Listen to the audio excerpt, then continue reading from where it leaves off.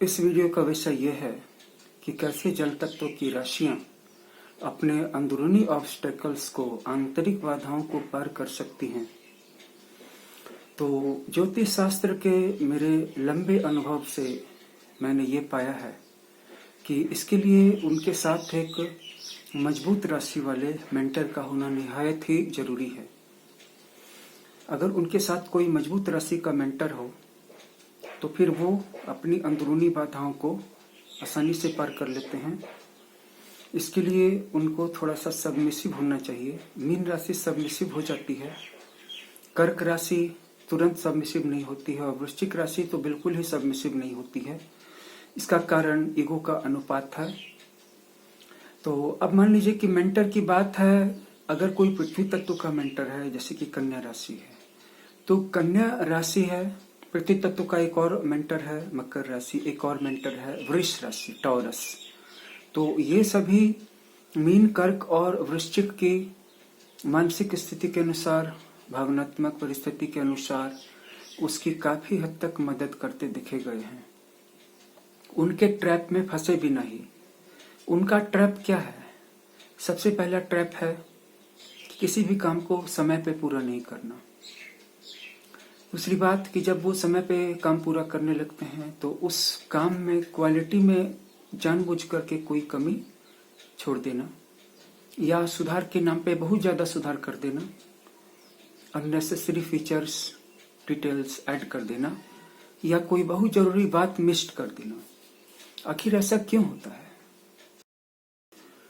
तो जल तत्व की राशियों के साथ ऐसा इसलिए होता है कि ये तीनों राशियां अपनी अपनी कल्पना की बादलों की ऊंचाई छोड़ करके रियलिटी की जमीन पे, धरातल पे कभी आना नहीं चाहते हैं।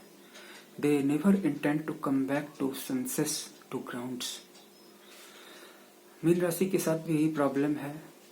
उसके अपने कुछ खोज के इश्यूज होते हैं जो लाइफ लॉन्ग चलते हैं। लाइफ लॉन्ग भी करना छोटी बात हो गई, वो इटर्निटीज तक चलते हैं और इटर्निटीज से कोई छोटी बात मीन राशि वाले सोचते भी नहीं हैं। कर्क राशि के अंदर में भी रिलेशंस का काफी मोह पाया जाता है। वस्तुओं के मोह के साथ साथ घर गृहस्थी वो काफी डोमेस्टिक होते हैं, लेकिन वो बाहर में एक्स्ट्रा मैरिटल रिलेशनशिप की खुशियों को पाने के लिए बहुत भागते देखे गए हैं। चाहे वो स्त्रियां हों चाहे पुरुष हों, भागते चले जाते हैं। आपने किसी घोड़े को देखा होगा जंगल में जो भागता चला जा रहा है, भागता चला जा रहा है। तो वैसे ही अपने अंदर में प्यार पाने की आकांक्षा के लिए कर्क राशि के जातक और जातिकाएं जंगली घोड़े की तरह दौड़ते चले जाते हैं, दौड़ते चले जाते हैं, कभी नहीं रुकते हैं। और इस चीज को हार करके उनके जीवन साथी को स्वीकार कर लेना पड़ता है, क्योंकि उनका जीवन साथी उस चीज को बदलने की कोशिश कर रहा है। शायद सूरज पूरब से उगना छोड़ के कभी पश्चिम से उगना शुरू कर दे, शायद कभी ऐसा हो जाए। लेकिन कर्क राशि के जातक और जातिकाएं अपनी उद्दाम आकांक्षाओं को बदलने के लिए रत्ती भर भी तैयार नहीं होते, क्योंकि उनके लिए जो भी खुशियां हैं वो बाहर में है। पिछले वीडियो में मैंने वृश्चिक राशि के बारे में ऐसा कहा था। वृश्चिक राशि तो हद से ज्यादा दायरे को पार कर सकते हैं। जहां दूसरी राशि वाले अपने परिवार के डर से इलिसिट रिलेशनशिप को छिप छिप करके बनाते देखे गए हैं, वहीं वृश्चिक राशि वाले डंके की चोट पर, और इतना ही नहीं, इलिसिट रिलेशनशिप से कंसर्न्ड पर्सन को अपने घर में, अपने परिवार में साथ रखते देखे गए हैं। परिवार और समाज के पुरजोर विरोध के बावजूद, मैं ऐसा नहीं कहता कि सारे के सारे ऐसे हैं, बट ऐसा देखे गए हैं। और ये दुस्साहस दूसरी राशियों में पाया जाना बहुत मुश्किल है। कर्क राशि भी शुरू में कुछ दिनों तक लज्जाशील रहती है अपने बाहरी संबंधों को लेकर के, लेकिन कुछ समय के बाद वह भी आरोप प्रत्यारोपों या लांछना से तंग आकर के ढीठ हो जाती है और खुलेआम एक्सेप्ट करने लगती है कि हाँ, मेरा उस जगह पे या उसके साथ रिलेशनशिप है, तो तुमको जो करना है तुम कर लो। सबसे ज्यादा दिक्कत मीन राशि वालों को होती है, क्योंकि वो उन पर सबसे ज्यादा बदनामी लगती है, और खास करके उस काम के लिए भी जिस काम को कभी उन्होंने किया तक नहीं या जिस पर्सन को कभी छुआ तक नहीं। लेकिन बस चूंकि इनका भी अपनी भावना या अपने शब्दों पर नियंत्रण नहीं है, कब किसके साथ क्या बोल देंगे, कहाँ क्या, जिसके बारे में कि ये बिल्कुल निश्चित नहीं होते हैं, इसके बाद बदनामी का ऐसा धब्बा लगता है कि वो जीवन भर इनका साथ नहीं छोड़ता। तो पृथ्वी तत्व की राशि का कोई मेंटर हो तो वो इनके लिए काफी मददगार साबित हो सकता है, जो इनको ग्राउंड पर लाने में मदद कर सकता है, इनके ट्रैप में फंसे बिना। जैसे मीन राशि का ट्रैप है, मान लीजिए वृश्चिक राशि का मेंटर है, तो वृश्चिक राशि को, क्योंकि वो भी कल्पनाशील राशि है और मीन राशि तो कल्पनाशील थी, तो अगर मीन राशि के जातक वृश्चिक राशि को ये कह दे कि समुद्र के नीचे से प्लेटिनम निकलेगा या चांदी निकलेगी, तो वो विश्वास कर लेंगे। अगर वृश्चिक राशि के जातकों को मीन राशि के जातक किसी तरह से ये विश्वास दिला दें कि चंद्रमा से सोना आ सकता है, तो वो आंखें मूंद करके मीन राशि के जातकों पर भरोसा कर सकते हैं, क्योंकि वृश्चिक राशि के जातक मीन राशि की कल्पनाशीलता पर बहुत ज्यादा भरोसा करते दिखे गए हैं और रिस्पेक्ट भी करते हैं इस एबिलिटी का। लेकिन दिक्कत कहाँ से शुरू होती है? दिक्कत शुरू ये होती है कि वृश्चिक राशि का ये मानना होता है कि अगर मीन राशि के जातक अपनी कल्पनाशीलता और अपनी अंदरूनी शक्तियों का, ऑकल्ट पावर्स का उपयोग स्ट्रीम्ड वे में डिसिप्लिन्ड होकर के किसी एक लाइन में कुछ साल तक करे, तो वो स्ट्रीम ही उनके लिए सोने की खान बन सकती है। लेकिन दिक्कत ये होती है कि मीन राशि के जातक वृश्चिक राशि वाले जातक या जातिका को ही एटीएम की मशीन बना लेते हैं और वो अपने उस सपने को, जिसे कि संभवतः मिलियनियर बन जाने के बाद पूरा किया जाना चाहिए था, वो अभी ही पूरा करना शुरू कर देते हैं और धीरे धीरे वृश्चिक राशि के जातक मीन राशि के इस मांगने की आदत को ताड़ लेते हैं, कुछ समय तक पूरा भी करते हैं।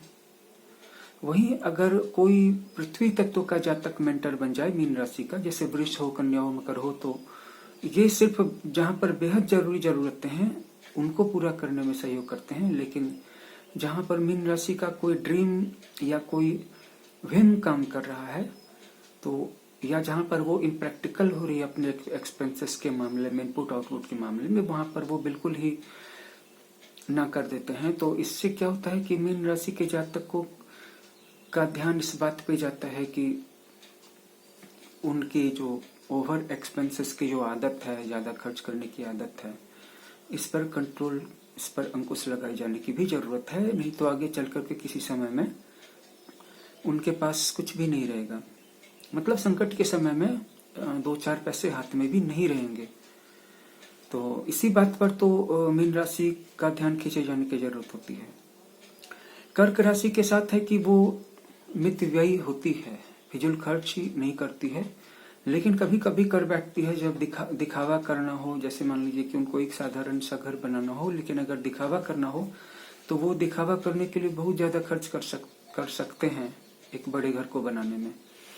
कुछ तो इतने कंजूस होते हैं कि जीवन भर टूटे फूटे घर में रह लेंगे, लेकिन पैसे को खर्च नहीं करेंगे, कुछ खर्च कर देंगे। यह डिपेंड करता है चंद्रमा किस भाव में है, चंद्रमा किसके साथ है, द्वितीय में कौन है, द्वितीय किसके साथ है, क्योंकि द्वितीय धन का मालिक है।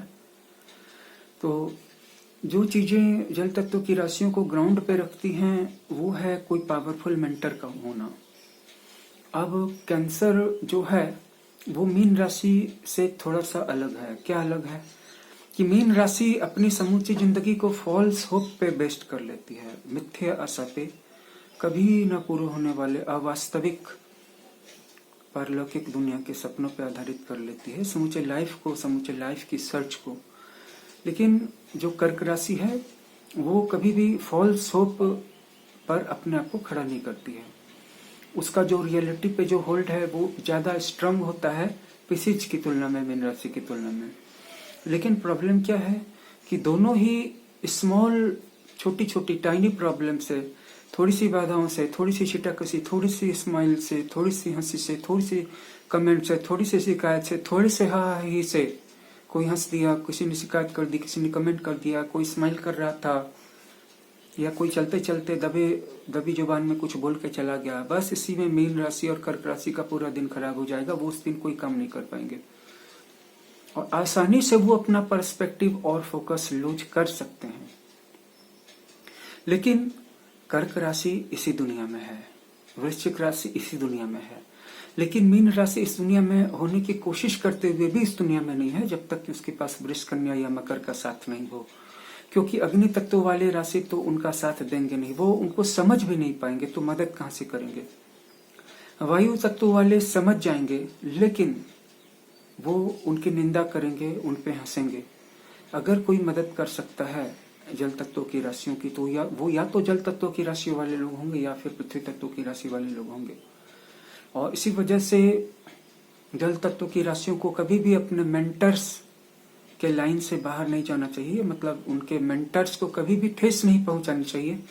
मेंटर्स की बात हमेशा मान करके चलना चाहिए, क्योंकि इससे उनके जहाज का जो एक मल्लाह होता है या जहाज का जो एंकर होता है एकमात्र वही होता है, अगर वो उसको भी लूज कर देंगे तो फिर वो बिल्कुल ही भटकने लगेंगे लाइफ में और जीवन काफी निराशाजनक हो सकता है। निराशाजनक भी काफी छोटा शब्द हो सकता है।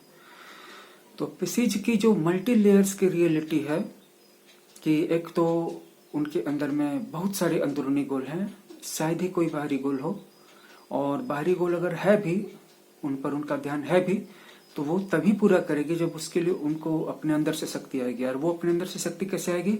जब वो मल्टी लेवल के टास्क को पूरा करेंगे अंदर के संसार में। लेकिन कर्क राशि के साथ ऐसी कोई शर्त नहीं, वो बाहर की दुनिया में ही है, अंदर की दुनिया में वो सिर्फ भावनात्मक खुशियों को पाने के लिए जाती है या बाहर की दुनिया में अपनी इमेजिनेशन और भावना का इस्तेमाल करती है। कल्पना, नींद, ध्यान, योग, विजन इन सब में नहीं करती है। लेकिन मीन राशि बाहर की दुनिया में नहीं बल्कि अंदर की दुनिया में हर तरह के विजन्स में, हर तरह के मेडिटेशंस में, हर तरह के हिप्नोसिस में, हर तरह की योग निद्रा में, मीन की ऐसी हर तरह की चीज में, चाहे वो इनवर्ड हो, आउटवर्ड हो, ऑकवर्ड हो, इम्प्रैक्टिकल हो, काश की मीन राशि के जातक जो इतनी सुंदर अंदरूनी दुनिया जिसका निर्माण वो कर पाते हैं, इसकी कुछ जड़ें बाहर की दुनिया में भी होती, इससे कुछ मॉनेटरी गेन कर पाते, इसका कोई प्रोडक्टिव वैल्यू हो पाता, इससे कुछ पैसे अर्न कर पाते, अपनी और परिवार की इस दुनिया की जरूरतों को पूरा कर पाते। अगर ऐसा हो पाता तो फिर मीन राशि वालों के जैसा खूबसूरत जीवन किसी का भी नहीं होता। तो इस वीडियो में हमने देखा कि कैसे कर्क, वृश्चिक और मीन इन तीनों को एक मजबूत मेंटर की जरूरत होती है, और वो अगर पृथ्वी तत्व का हो तो ज्यादा अच्छा होगा, क्योंकि अगर जल तत्व का ही हो गया तो दोनों ही एक दूसरे को लेकर के डूब सकते हैं। हाँ, एक स्थिति में वो एक दूसरे को लेकर के नहीं डूबेंगे, अगर मीन राशि का मेंटर कर्क राशि का जातक हो और कर्क राशि का जो जातक या जातिका है उसका चंद्रमा भले ही कर्क राशि में हो लेकिन उसका लग्न कोई पृथ्वी तत्व की राशि में हो या कम से कम अग्नि तत्व की राशि में हो। ऐसा ही वृश्चिक के साथ भी हो, क्योंकि अगर सारे के सारे व्यक्तित्व जल तत्व के हो गए तब तो दोनों का डूबना निश्चित है। इसलिए अगर दोनों बचना चाहते हैं तो एक तत्व का जल तत्व से बाहर के किसी तत्व में होना अनिवार्य है। इस स्थिति में कम से कम एक जगाने वाला और एक चेताने वाला तो रहेगा उन लोगों के बीच में, क्योंकि जब भी दो लोगों का रिलेशनशिप बनता है तो वहां पर दो नहीं बल्कि चार लोग होते हैं। एक वो जो एक एक के अंदर में चंद्रमा है और एक वो जो एक एक के अंदर में लग्न है, तो 2 और 2 4।